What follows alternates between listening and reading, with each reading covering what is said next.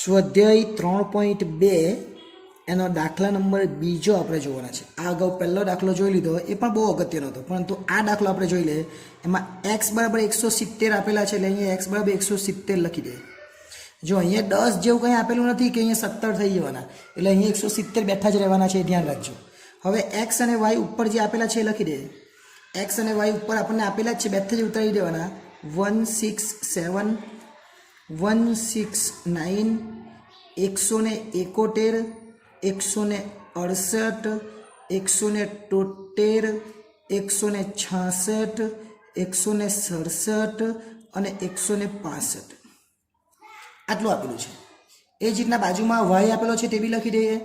158 170 169 172 170 168 164 અને 167 આટલું આપેલું છે.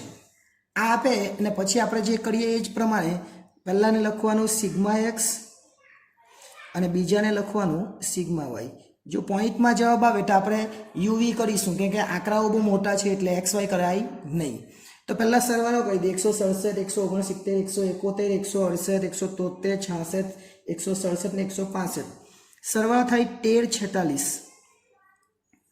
બાજુમાં 158 170 169 172 170 168 164 અને 167 એનો સરવાળો થાય 1338. ચલો, બંને સરવાળા થઈ ગયા. બંને સરવાળો થઈ જાય પછી આપણે શું શોધવાનું? એક્સ બાર, એટલે કે સિગ્મા એક્સના છેદમાં એન અને વાય બાર એટલે કે સિગ્મા વાયના છેદમાં એન. એન કેટલા? તો 1 2 3 4 5 6 7 અને 8. ની ખબર પડે તો ઉપર લખેલું છે, કોઈકને ચૂકી જો અહીંયા લખેલું છે 8 છે ને, એટલે લખેલું છે. આપણે ગણી લખવાના તો આપણને પ્રોબ્લેમ નહીં થાય. ચલો, હવે આપણે શું કરીશું? આવી ગઈ છે આપણી એપ્લિકેશન SS એજ્યુકેશન. આ એપ્લિકેશન ઇન્સ્ટોલ કરો. હવે થશે એકાઉન્ટ અને સ્ટેટનો દર દૂર. મળશે સંપૂર્ણ પાયાથી શિક્ષણ. બધા જ પ્રશ્નો, બધા જ સ્વાધ્યાય અને બોર્ડમાં પૂછાયેલા દાખલાનો સમાવેશ. વધુ માહિતી માટે SS એજ્યુકેશન એપ્લિકેશનને વિઝિટ કરી શકો. તો આપણે x બાર શોધવાના છે, એટલે સરવાળો જે આવેલો છે એને 8 વડે ભાગી કરીએ. 1346 આ એને ભાગ્યા 8 કરી દેવાના, અને આ બાજુ 1338 એના ભાગ્યા 8 કરી દેવાના. ઓકે, એટલે અહીંયા આપણને x બાર મળી જાય 1346 ભાગ્યા 8 એટલે 168.25 અને y બાર બરાબર 1338 ભાગ્યા 7 એટલે 167.25. હવે આ બંનેમાં તમે 170 પણ ધારી શકો, પણ આપણે સમજવા માટે જે આપણે આપેલું છે એ પ્રમાણે 168 અને આ બાજુ બી બરાબર 167 જ ધારી લઈએ, જેથી કરીને તમને પ્રોબ્લેમ નહીં થાય. બાકી તમે ઘરે પ્રેક્ટિસ કરતો શું કરવાનું? આને 170 ધારજો અને આને બી 170 ધારજો, કંઈ પ્રોબ્લેમ નહીં થાય. દાખલાના જવાબ આવી જ જવાનો છે, કોઈ ચિંતા કરવાની નહીં. બરાબર? તો અહીંયા આપણે લખી દઈએ એ બરાબર ધાર્યા કેટલા આપણે? તો એ બરાબર આપણે ધાર્યા 168. બી બરાબર કેટલા ધાર્યા? તો બી બરાબર આપણે ધાર્યા 167. 170 ધારે નજીકમાં 160 ધારે તો પણ કંઈ નહીં થાય. બરાબર? એટલે વાંધો આવે નહીં. ચલો, આપણે પહેલાં યુ શોધવાનો. યુ બરાબર એક્સ માઇનસ એ અને વી બરાબર વાય માઇનસ બી. જો આ બધી સંખ્યાઓને 10 વડે કે 5 વડે કે 2 વડે ભાગી શકાય તો આપણે CX ને CY ધારવાનું પડે. એ આપણે બીજા આગળના દાખલામાં જોઈશું. તો અત્યારે આપણે 167 માંથી 68 જઈએ તો -1, 169 માંથી 168 1, 171 માંથી એટલે 3, 168 માંથી 168 0, 173 માંથી 168 5, 166 માંથી એટલે -2, 167 માંથી 168 -1, 165 માંથી 168 -3. હવે સરવાળો કરી દેવાનો. 1 ને 3 4, 4 ને 5 9 એટલે +9 છે, અને ઓછાનો સરવાળો કરીએ. 1 2 એટલે 3 4, 4 ને 3 7 એટલે -7 એટલે જવાબ આવે 2. એટલે સિગ્મા યુ કેટલા આવ્યા? 2. એ જ રીતના વીનું બી કરી નાખીએ. તો વીમાં 167 વડે માઇનસ કરવાનું છે. 158 માંથી 167 જાય તો -9, 170 માંથી 167 3, 169 માંથી 167 2, 172 માંથી 167 એટલે 5, 170માંથી 167 3, 168માંથી 167 1, 164માંથી 167 નહીં જાય એટલે -3, અને 167માંથી 167 એટલે 0. વત્તા વત્તાનો સરવાળો ઓછા ઓછાનો સરવાળો. 3 ને 2 5, 5 ને 5 10, 10 ને 3 13, 13 ને 1 14, એ લખી દેવાના 14. ઓછા કેટલા છે તો 9 ને 3 12, અને એ તો 0 છે એટલે એ નહીં, એટલે 12 અહીંયા લખી દેવાના ઓછા.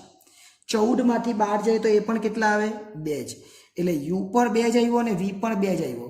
હવે આપણે શું કરવાનું, બંનેનો ગુણાકાર એટલે કે uv. 9 એકુ 9, બંને ઓછા એટલે વત્તા. 3 એકુ 3, 3 દુ 6, 5 નો 0 સાથે 0, 5 તાળી 15, 2 નો ગુણાકાર 1 સાથે પણ -2, કે એક જ માઇનસ છે. 3 એકુ 3, પણ બંને માઇનસ એટલે વત્તા, અને 3 નો ગુણાકાર 0 સાથે એટલે 0. પહેલા સરવાળો કરી દેવાનો આખો જ. 9 ને 3 12, 12 ને 6 18, 18 ને 3 21, 21 ને 5 26, 26 ને 10 36 થઈ. પણ એમાંથી -2 ને બાદ કરવાના એટલે -2, એટલે જવાબ આવે 34. હવે એક જ વસ્તુ શોધવાની એટલે u². v² આપણે શોધવાનો નથી, v² આપણે બીજા ચેપ્ટરમાં શોધતા, અહીંયા આપણે જરૂર નથી. તો u² એટલે 1 નો વર્ગ 1, એ ઓછા હોય કે વત્તા હોય, પાછો 1 નો વર્ગ 1 જ થાય, 3 નો વર્ગ 9 થાય, 0 નો વર્ગ 0 જ થાય, 5 નો વર્ગ 25, એટલે 2 વાર ગુણાકાર 5 ગુણ્યા 5, 2 નો વર્ગ 4, 2 ગુણ્યા 2 ઓછા હોય કે વત્તા હોય વત્તા જ થાય, 1 નો વર્ગ 1, અને 3 નો વર્ગ 9 થાય. કેમ તો 3 નો વર્ગ કરે અને 3 નો વર્ગ કરે, બંને 9 જ થાય, આનો વર્ગ બી 9 જ થાય અને આનો પણ 9. કેમ -3 ગુણ્યા -3, એટલે 3 ટાલી 9 ને ઓછા ઓછા તો વત્તા જ થઈ જવાના, એટલા માટે. ઓકે, ચલો હવે આપણે પહેલાં શોધવાનું b. આપણે પહેલાં r શોધતા એની જગ્યાએ b શોધવાનો. સૂત્ર આપણે પહેલા દાખલામાં જોયું એ જ, n સિગ્મા uv અને સિગ્મા u સિગ્મા v. આપણે બીજા ચેપ્ટરમાં બી આ જ કરતા હતા, અને નીચે ફક્ત u નું જ લખવાનું, એટલે n સિગ્મા u² અને સિગ્મા u આખાનો વર્ગ. આપણે વર્ગમૂળમાં v નું બી લખતા, એ કરવાનું નથી, એ આરમાં આવતું, આમાં નહીં આવે. n કેટલા છે તો n 8 આપણે આગળ જોઈલા. uv કેટલા આવેલા તો uv 34 આવ્યા, અને આ લખવાના રહી ગયા ઘણી કરી. ચલો 1 2 9 25 4 1 9, એટલે ટોટલ થાય 50. ઓકે, એટલે એ ટોટલ 50 થયા. અહીંયા 34 લખી દઈએ. સિગ્મા u કેટલા આવેલા તો સિગ્મા u 2 આવેલા અને સિગ્મા v પણ 2 આવેલા. કેવી રીતના, જો અહીંયા આપણે લખેલા 2 2, બરાબર. છેદમાં n તો 8 છે જ, u² 50 આવ્યા અને 2 નો વર્ગ. 34 ગુણ્યા 8 કરીએ એટલે 272 થાય, અને 2 ગુણ્યા 2 એટલે 4 થાય. 50 ગુણ્યા 8 કરે એટલે 400 થાય, અને 2 નો વર્ગ એટલે 4 થાય. તો 272 માંથી 4 બાદ કરીએ એટલે 268 આવે, અને 400 માંથી 4 જાય તો 396 આવે. એટલે આપણને b મળી જાય, b બરાબર 0.68. આ પહેલો જવાબ આપણને મળી ગયો. b બરાબર કેટલા આવ્યા 0.68. એ જ રીતના આપણે a શોધી કરવાનો, એટલે a બરાબર y બાર ઓછા bx બાર. y બાર પણ છે જ આપણી પાસે, અહીંયા લખેલો જ છે 167.25. b આપણે અત્યારે જ શોધ્યો 0.68. માઇનસ હોય તો માઇનસ લખવાનું, વત્તા હોય તો વત્તા લખવાનું, બરાબર. માઇનસ છે એટલે આપણે માઇનસ લખી દઈએ કેટલા 0.68. અને x બાર કેટલા છે તો x બાર છે 168.25. અહીંયા ખાસ ધ્યાન રાખજો, આ a ને b નહીં લખતા, x બાર ને y બાર જે આવેલો એ જ લખવાનો, બરાબર. ચાલો 167.25 છે તો બેઠા જ લખી દેવાના.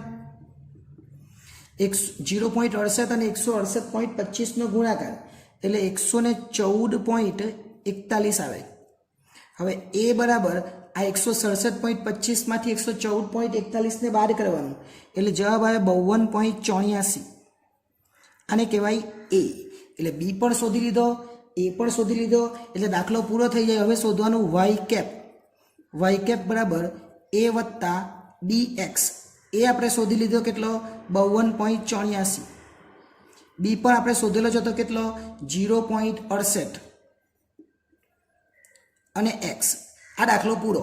પરંતુ ઉપર અહીંયા આપેલું છે 170 એટલે એક્સની જગ્યાએ 170 લેવાના, બાકી દાખલો પૂરો થઈ જાય જો ન આપેલું હોય તો. એટલે એક્સની જગ્યાએ કેટલા લેવાના આપણે 170, અહીંયા 52.84 વત્તા 0.68 લખવાના અને આ એક્સની જગ્યા પર લખવાના 170. હવે ગુણાકાર કરી દેવાનો એટલે દાખલો પૂરો થઈ જાય. 52.84 વત્તા 0.68 ગુણ્યા 170 કરવાના એટલે 115.6 આવે અને આ બંનેનો સરવાળો કરીએ એટલે આપણને વાય કેપ મળી જાય. એટલે વાય કેપ બરાબર 52.84 વત્તા 115.6 એટલે છેલ્લો જવાબ આવે 168.44.